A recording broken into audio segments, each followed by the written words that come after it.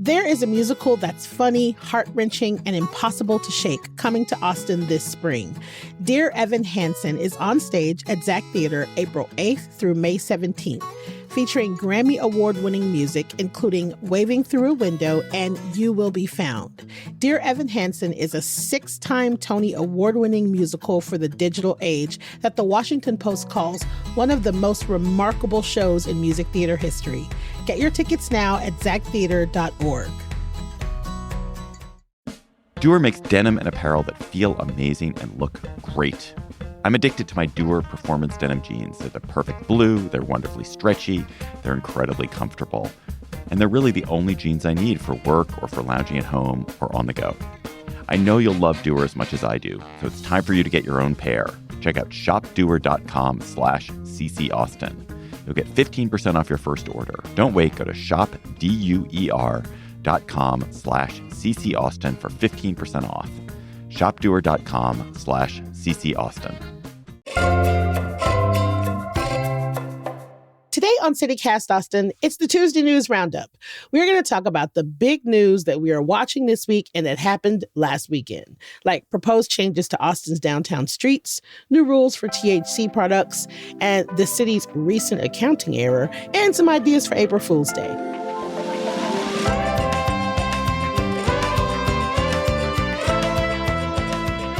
It's Tuesday, March 31st. I'm Nikki Devon, and this is what Austin's talking about.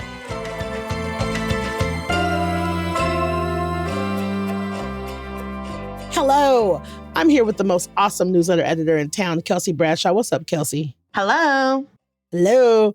And we are here, of course, with the incredible, the incomparable, no, our executive producer, Eva Ruth Morvek. What's up, Eva Ruth? Well, hi. Happy Tuesday. Happy Tuesday. Okay, so we got a little bit of news that we need to go over today. So Austin City Council has adopted a plan that could transform downtown streets in an effort to make it more accessible for pedestrians, bicycles, and mass transportation, like buses. So last Thursday, the plan came up and it looks at the core of Austin. Eva Ruth, why don't you bring us up to speed?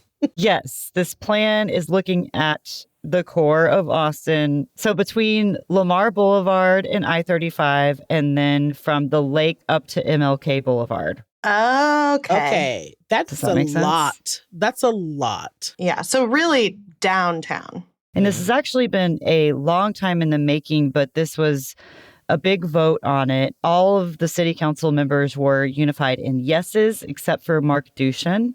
He was a no vote on it. And it kind of sets the wheels even more in motion for this plan to kind of really transform that core and look at it in a more long-term, comprehensive kind of way. They're also thinking about Project Connect and how that fits into downtown. If it fits into downtown, whatever happens with that. So the new movement in it is basically saying, okay, let's look at this and decide what we want to include in the bond package, which could go to voters in November of this year. You know, zooming out, the city wants to move towards this like 50-50 mode share by 2039, where half of all the trips in the city are in something other than like a one person driving in a vehicle situation. So in order to do that, they're like taking this step to transform some of these streets downtown into 2-direction streets instead of just one-ways, and removing some lanes of traffic to make way for more bicycle lanes and transit lines. They're looking at like 5th, 6th, 7th, and 8th streets, which also connect in with 9th, 10th, 11th, 12th, Brazos, and Red River. So if you want to like get into the details, you can find links to the plan in our show notes. But yeah, that's the overall goal, is like reducing the amount of cars in downtown. Let's talk about that price tag. Let's mention the price tag. Right. Yeah. So let's talk about that price tag. The estimated cost is between $835 million to $1.13 billion, which thank you, Mr. Monopoly. If we don't quit this, Dr. Evil. Oh, Dr. Evil.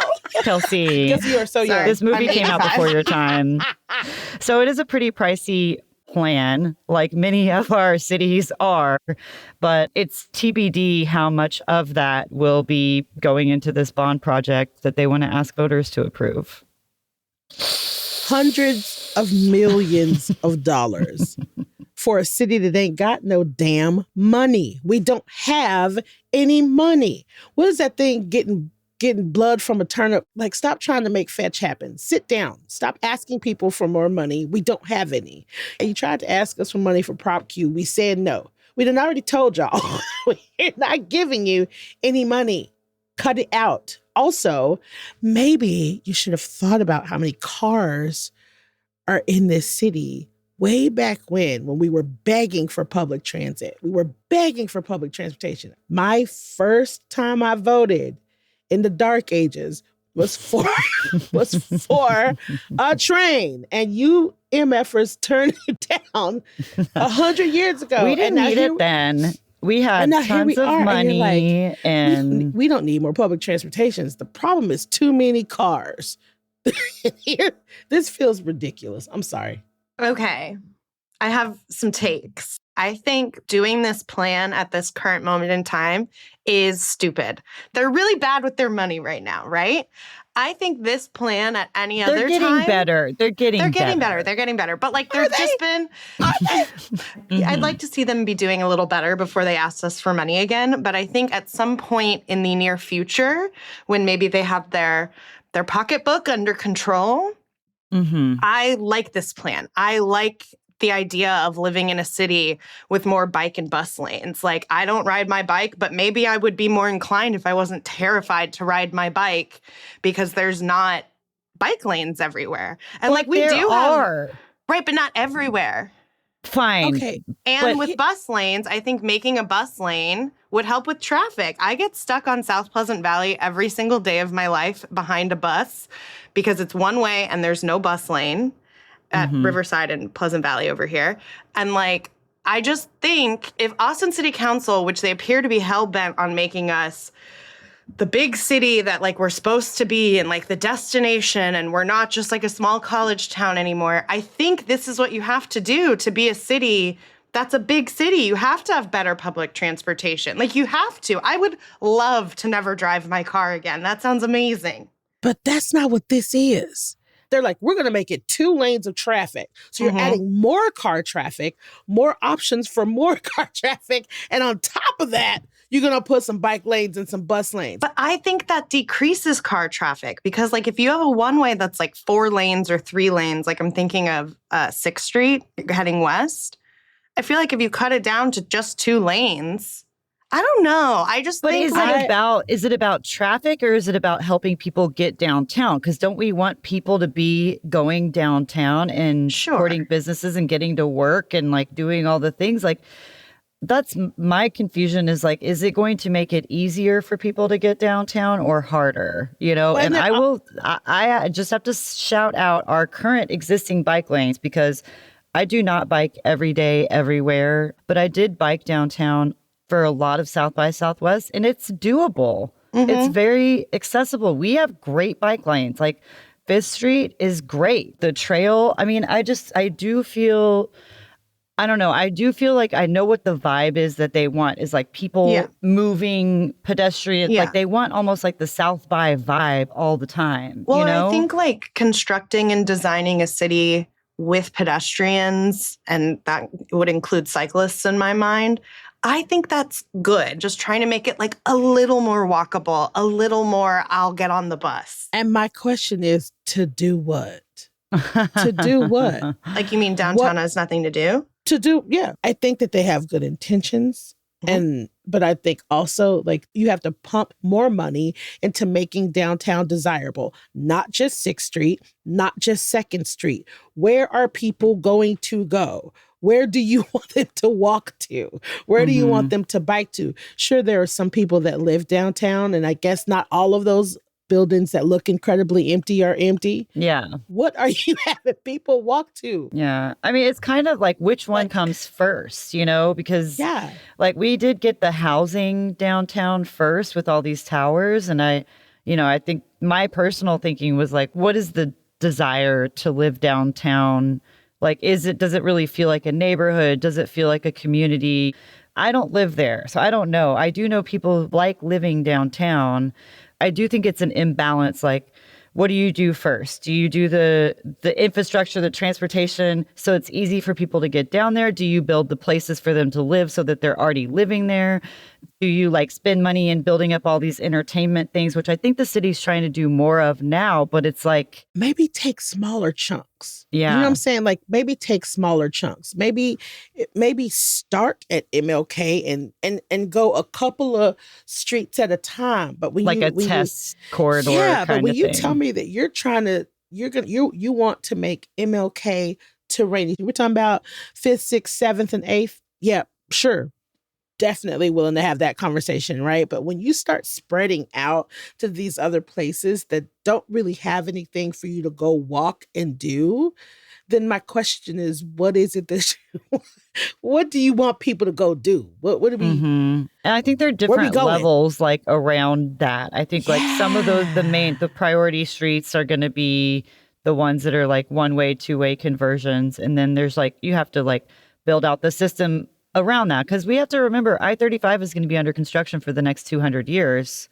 You know, and so you gotta be able to. We are talking about things of which we will never see the end of. We are looking long term here. Future generations will pay for this. The city of Austin and our current city council members, they love to do things at 100 miles per hour. Yeah. And it's like, yeah, this city, when the city was built, it was a different, we're working with a different city now, right? Like it's trying to be too big for its britches kind of thing. And I feel like everyone who's in charge of the city and like is in charge of our money or in charge of asking us for more money is like, I want to do everything right now so that I can be a big city, just like all the other big cities. And it's like, this has to take lots of time and it needs to be very calculated, slow steps. If you ask me, if you want it to look good, I think quality over speed and like, I don't know, like maybe let's figure out what's happening with the parks over I-35 first. It just feels like the city is trying to do everything all at once. Like we're panicking. Yes. Because it's like we got too big. We didn't have this stuff in place already. Yeah. And they're like, let's tear down the pains. whole city to add a train. And it's like, yes, I would love to live in a city that has a train. But it's like, let's slow down a minute. Because we are going to be doing I-35 construction for the next 200 years. So we have at least 200 years to work on things, I will say, I love that our city council is a council of dreamers. I do genuinely believe that our city council is like, Austin could be this thing. Like they have these like big ideas and dreams for our city. And I love that. However, y'all need to pick a struggle, fix that struggle.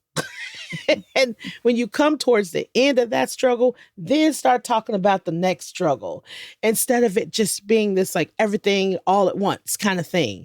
Because that's the stuff that, when you come back to your constituents and you ask for more money, they're like, hell no, you haven't returned anything on the last time we gave you money. Yes, where's the ROI?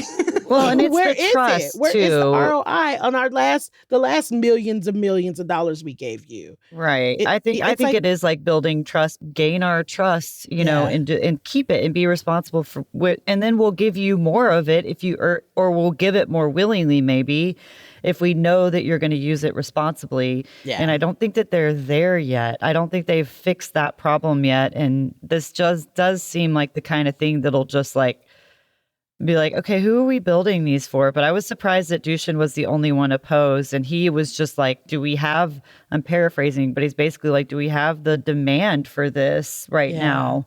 Or is this more just like anticipating or like dreaming, like, we want all these people. We want this to be like a very green, busy, big city. And so Austin is feeling a lot like a shitty timeshare scheme right now, and I don't like it. So we've been talking about this a lot, so obviously we're very passionate about it.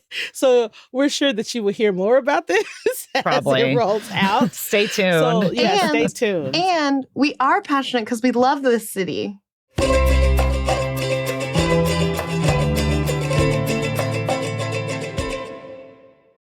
Have you ever told a lie that got out of hand? then you don't want to miss catching Dear Evan Hansen on stage at Zach Theater April 8th through May 17th. See what happens when one small lie snowballs into viral fame and Evan is forced to choose between the truth and the sense of belonging he's always craved before everything unravels. It's a story that's both funny and heart-wrenching. It's impossible to shake. And it features powerhouse songs like Waving Through a Window and You Will Be Found. This Grammy Award-winning music speaks to a generation who grew up online but long for genuine connection. And music and lyrics are by Benj Pasek and Justin Paul, the EGOT-winning duo behind La La Land and The Greatest Showman. The Washington Post calls Dear Evan Hansen one of the most remarkable shows in musical theater history, and it is going to be on stage at Zach Theater. So get your tickets now at zachtheater.org. For nearly 50 years, Austin Community Foundation has been a trusted partner in local philanthropy for individuals, families, and businesses looking to do good in Central Texas. So they invite you to Austin in Common on Tuesday, April 14th at ACL Live Movie Theater. Austin in Common is your opportunity to gather as neighbors, donors, and change makers, demonstrating that when we come together, we can solve problems and create a vibrant and equitable Austin for everyone. 3 community leaders will share their personal stories, rich histories, and diverse experiences of living, working, and raising families in Austin. This is more than a fundraising event. It's an opportunity to connect, celebrate, and invest in a brighter future for the city we call home. Because no matter who you are or where you're from, we all have Austin in common. By attending or sponsoring this event, you're not just supporting a cause, you're strengthening the foundation of Austin itself. More details are at austinincommon.org. Moving on to things that I want to be better. It's officially time for the thing that I have personally been dreading, and that's new THC rules. Kelsey, bring us up to speed. So, as of today, new THC rules are in effect all across Texas, okay? And this follows all that drama we had last summer, which I will recap for us. Hemp retailers, or just retailers in general, can no longer sell smokable hemp, and that includes hemp flower and pre-rolled joints. Edibles and beverages are still allowed. If THC levels in a product exceed a 0.3% threshold, it'll be non-compliant under new state regulations. Mm-hmm. Even if that THC is activated only upon being smoked, it's still non-compliant. And so what that means is like some of our most popular hemp products, like flower, pre-rolled joints, are banned. There's also new rules for the retailers themselves.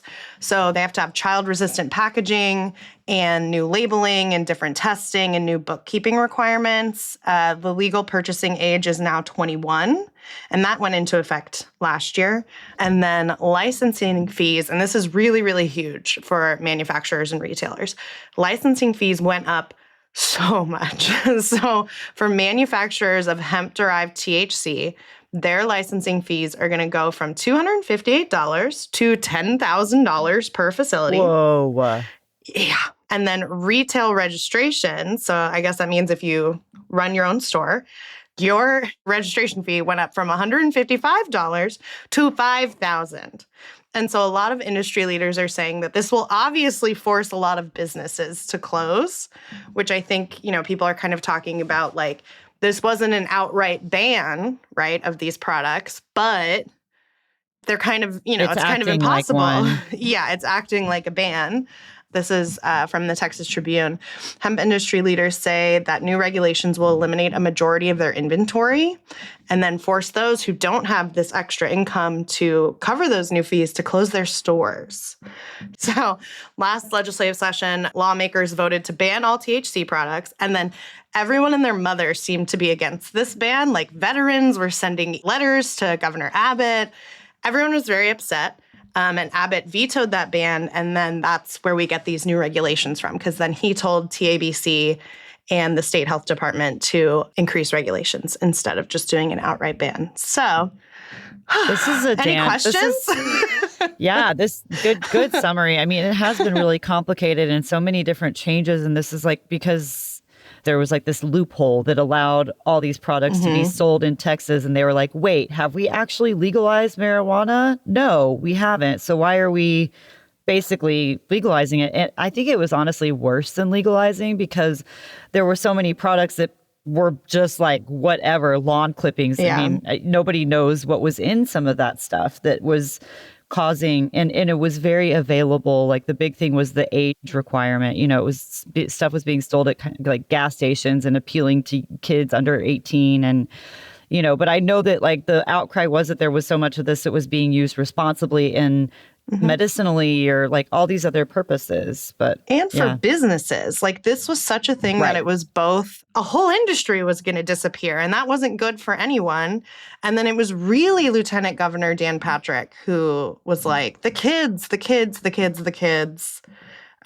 getting THC and all this stuff. But also the adults, like he held a whole press conference and like threw THC products at people. Because he's an idiot. It's bullshit. They've successfully gotten rid of small business is what they've done. They made it accessible to rich people. That's it. How? That's it. Because who can pay $10,000? Who can pay $10,000? Who can pay $5,000? And to offset those costs, guess what? Things are going to go up. Prices are going to go up. Costs are going to go up. So even if you do find a facility that can afford to pay $10,000 for retail registration, how are they going to offset that cost if not to raise the price of what they're offering? So what you've essentially done is still affected the accessibility for people that need it. You want to call it regulations, increased regulation. You could have stopped. You could have stopped at changing the legal age. You could have stopped at the child resistant packaging. You could have stopped there. You did not have to have this kind of ridiculous increase on registrations. Like the fee is so egregious that to me, you're completely limiting and cutting off accessibility to the everyday person that needs it, because there has to be a way to offset that cost if a small business can do it. If a small business like Mary J can afford to do it, or if any other of the awesome small businesses that have popped up in Austin to provide this service, if they can afford to do this, they have to offset those costs some sort of way.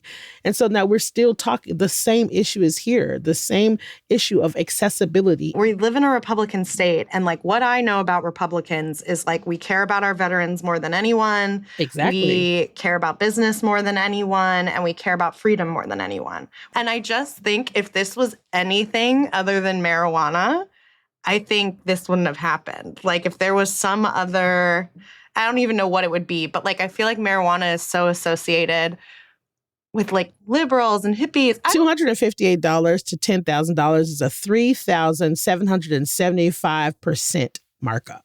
Oh my God. Yeah, Like, it's going to affect a lot of business owners. Are you crazy. serious? It's a Greek. No, we didn't ban it. Here you go. We didn't ban it. Look. You still get to have it. Well, they couldn't. They tried to outright ban it, and the people said, no, don't do that. And then, so they're like, okay, well, we're going to go about this a different way. One more thing about this is I always think about alcohol with this stuff. Right. Because I low-key think alcohol is worse. No, high-key. Alcohol is worse. Like, high-key. Maybe I'm pro-prohibition. Like, I watched a drunk guy walk out into traffic last night, just like willy-nilly stumbling, fall, roll actively, and hop back up. I'm like, where is this man going? He has keys in his hand. Alcohol is high-key worse. Celebrate 35 years of art in nature at the Umlauf Sculpture Garden and Museum's Garden Party fundraiser on April 16th. Enjoy an al fresco evening among sculpture with bites from Austin's best restaurants and live music, all while supporting a treasured nonprofit in the heart of Austin. Umlauf members receive a special discount on Garden Party tickets. So visit umlaufsculpture.org to learn more about membership, buy tickets to the Garden Party, and to see their calendar of upcoming community events. Hey y'all, it's Eva Ruth. I don't know about you, but I feel like this time of year in Austin, the one thing that is consistent is that the weather is constantly changing. Our mornings can be really chilly, so you gotta have your layers, but by the afternoon, you're burning up and peeling these layers off. So the one thing that I'm reaching for constantly is my Doer Shacket. That's right, a shirt jacket. It's a perfect neutral color, and it's made from this super high quality fabric that is so comfortable and cozy. And their clothing is really versatile. You can wear this jacket dressed up, dressed down, dressed all around. Dewar's Denim and Lifestyle Apparel is made for us to move freely without sacrificing comfort or style. And that sounds perfect for us Austinites. So if you don't have your own Dewar's yet, now is the time to check them out. Go to shopdewar.com/CC Austin and you'll get 15% off of your first order. That's shopdewar.com/CC Austin. So let's move on to other things I hate. A City of Austin mess up has employees having to potentially pay back money. So there were overpayments on City of Austin paychecks totaling about $1.4 million. It was sent out to 675 City of Austin employees due to an error. This was the March 13th paychecks. Human resources staff notified the impacted employees on March 12th of the overpayment, and they've since identified the issue and corrected it. And there was some sort of routine update happening with the system, and people got paid more. So the system accidentally treated each week in the 2-week pay period separately. So it resulted in like employees getting 2 times the normal amount in their paycheck. Which, my uncle has to, anytime something like this happens and it's like the fault of someone else, my uncle has a saying. He goes, sometimes the Lord just bless you. Mine was going to be no backsies. Well, and the city said the Lord is not blessing you. Yeah, the city says its staff is working on a repayment plan to allow impacted employees to return the overpayment, which I'm guessing just means anything maybe that they've spent. The most recent paychecks are back to normal. And this is really funny because, it happened to me once. I didn't get 2 times my check amount, but I had like extra $900 on my paycheck once. And I remember from the city when I worked at the city. And I remember looking at it and immediately being like, nah, you're not about to catch me out here. I called Human Resources immediately. I was like, y'all gave me some extra money. What is it before I spend it? Tell me what's going on. I knew I didn't get a raise. I knew I didn't get a bonus. I knew something was wrong. And it was something that had to do with like benefits because it was during open enrollment. But like, not How everybody many people are going to do that, though? This is what I'm saying. Not everybody is as suspicious as me. And not everybody has time to be... Or wants to point it out. Like, I'd be like, It's a mess. And another example of how the city of Austin don't know what the hell they're doing when it comes to money. It's not a good look. Like, yeah, we need to have like maybe the Monopoly man just like checking everything before anything gets paid, anything gets approved. Like to be like... 675 employees. Oh, Eva Ruth, thoughts on accidentally paying us double? Oh.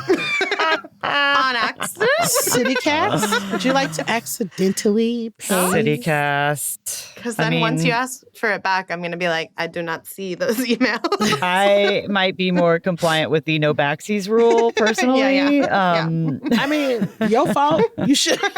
Y'all should pay attention to what you're doing. Pay for your mistake. Last week's paycheck, I don't know her anymore. I don't know her. I'm sorry. She's spent. She's gone. I just bought a new sewing machine with it. There you go. We're investing in the future. Yeah. Moral of the story, the city of Austin continues to struggle. City of Austin is like, money. this is going to come out of your bike lanes if we don't get this money back. Exactly. Literally. Exactly. Not actually, literally. This is kind of reading like a joke, right? Like kind of like a prank. So tomorrow is April Fool's Day. Like last year, some of the city's businesses got into the spirit. Like South Congress said it would change the Willie for President mural to Matthew for President. All right. All right, if you will. Cat Metro posted on Instagram as Cat Metro saying new rules just for felines would go into effect. Come on, Meow. Oh my God, Eva Ruth on fire. Come on, Guess Meow. how I feel about April Fools. Oh my God. Lick Honest Ice Cream promoted a Texas barbecue brisket flavored ice cream. So like personally, I hate April Fools, but how do y'all feel about it? I like pranks, but I don't love April Fools. Like, I also think this is partly because I've only ever worked in newsrooms, and there's a big rule in newsrooms is we're not doing April Fools articles. Yeah. We're not doing that. I remember there was a year I tried to literally write a weather forecast that was like, haha, it's like in a hurricane today or whatever. And my editor was like, we are not doing that. That is not something we do. And I was like, okay, got it. No, seriously. I had a joke headline once and it got through and it was a big, not great situation. Not good. Because there's already too much about like fake news and all that BS out there. Much bad. But like, I think some of these like business things can be cute. Like, I think Cat Metro is cute. I think the barbecue brisket flavored ice cream is cute. I did not like however many years ago when IHOP was like, we're moving to burgers. Yes. I didn't like that because it was not computing to me. I was like, this is real. Like, it was so real to me. IHOP. And it's not even like I like go to IHOP all the time. I was just like, what? No. But I do enjoy pranks, and I do have a prank to share when we get to that. I love a prank. I hate it. I love being pranked. I love pranking people. I think it's the most fun thing. What? I do. I really like a good prank. Really? No. Yeah. I fall for them and I'll be mad, but then I'll be like, no, that you get points for that. I don't know if anyone's ever like successfully pranked or tried to prank me. Oh, do I look like someone who doesn't want to be pranked? I want to be pranked. Okay, everybody that's listening, Eva, Ruth, and Kelsey are super open to being pranks. Yeah, prank me. Yeah, I'll send you guys a fake paycheck. Don't do that. Don't do that. That's evil. Listen, this is what I'm saying. There's a difference between prank and evil. Here's the thing, and that is my problem. My problem is that not enough people know the difference between an innocent prank and something that will get your ass kicked. Right. Not you enough people know the difference. You have to be clever, and people think they're clever, and they're not. Right. It's not cute. And I hate being a fun hater. I hate that. I hate it. But I am gullible. And I will fall for things. And then when I find out you're kidding, I want to fight you. I worked as a cashier at an ice skating rink in Dallas in high school. And I did get pranked like relentlessly there. Like, I remember they somehow like got my debit card and taped it up on the wall to where I couldn't reach it. And then there was and I was like 17 years old. So I think it was just like, I don't know, it was a very young play, whatever. And then there was a time where we had like a nighttime all-staff meeting, like when the rink wasn't open, and they were like, you have to wear your uniform. And I wore my uniform and no one else did. Like, that's pretty harmless to me. And like when I walked up, I was like, dang it. Like, pretty harmless. But I have my one evil one that is, I just bullied my mother for no reason. And like, she thinks it's funny now. But there was a time she knew I was taking my dog Malcolm to the vet, and I called her after, and I was like, hey, so Malcolm got some test results back, which again, evil. And I was like, he has TCS. And she was like, oh my God, what is that? And I was like, too cute syndrome. And she was like, Kelsey, why did you do that? Good. That's evil. But here's the thing. No, I like it. That makes me not trust you again. This is why April Fool's Day is bad. This is why it's all bad. It is all bad because it breeds untrust. And I don't like fun haters. I am a fun hater. Okay, wait. Here's us. a question though, Nikki. What? Okay. What if we pranked Eva Ruth? Would that bring you joy? No, I do not want to be a part of it at all. No, I don't like it. Come on, I'm telling y'all, do something to her. This is the only part of my life that I genuinely am a fun hater. I do want it, for the record. I know you want it. One of the best pranks that ever happened to me is I have this cup when I used to live with my sister. And for like 3 weeks, my sister moved my cup. And this sounds silly, but I am a person, I have ADHD, so I'm a person of habit. So I put my cup back in the same place every, after I wash it out every day, it goes in the same place. And so then I would wake up every day for 3 weeks and my cup would be gone. And so then it would turn into this like daily thing, like, where's my cup? Psychological warfare. Psychological warfare. I thought I was going crazy. finally, I was like, y'all, something is weird. I think I gotta go to the doctor because I remember putting my cup back and then I go back and it's not there.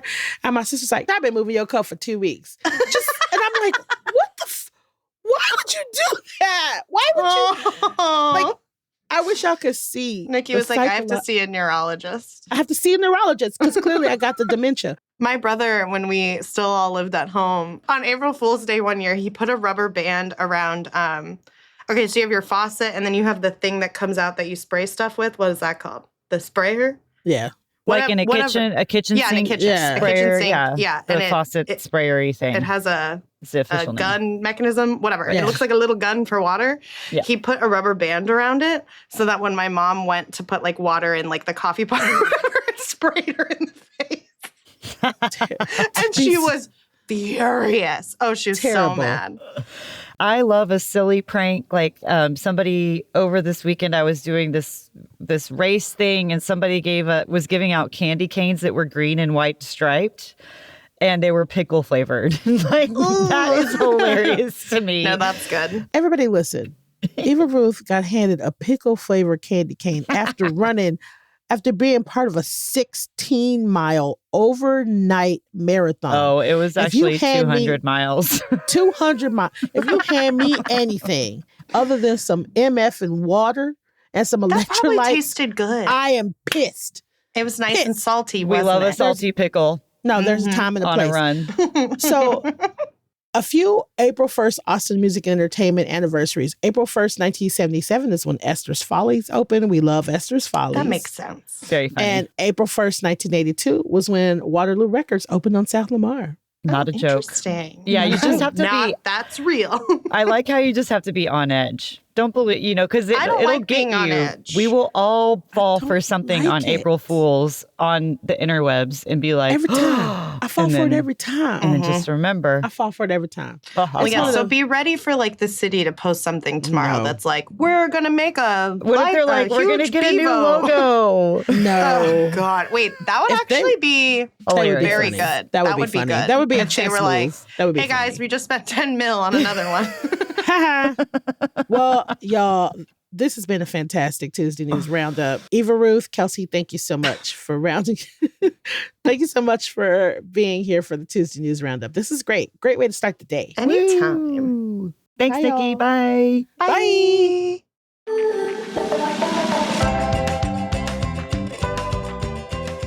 That's all for today here on CityCast Austin. If you enjoyed our show, why not tell your friend that you want to prank, but not me? Rate the show, leave us a review, subscribe to our CityCast Austin newsletter. And if you really love CityCast Austin and you want to prank Kelsey or Eva Ruth, a great way to do that is become a neighbor and come to one of our cute little events. They would welcome it and they'd be ready for it. None of this is a joke. Become a CityCast Austin neighbor today at membership.citycast.fm, and we can talk about the fantastic pranks that you can do on Eva, Ruth, and Kelsey. We'll be back tomorrow morning with more news from around the city. Bye, y'all.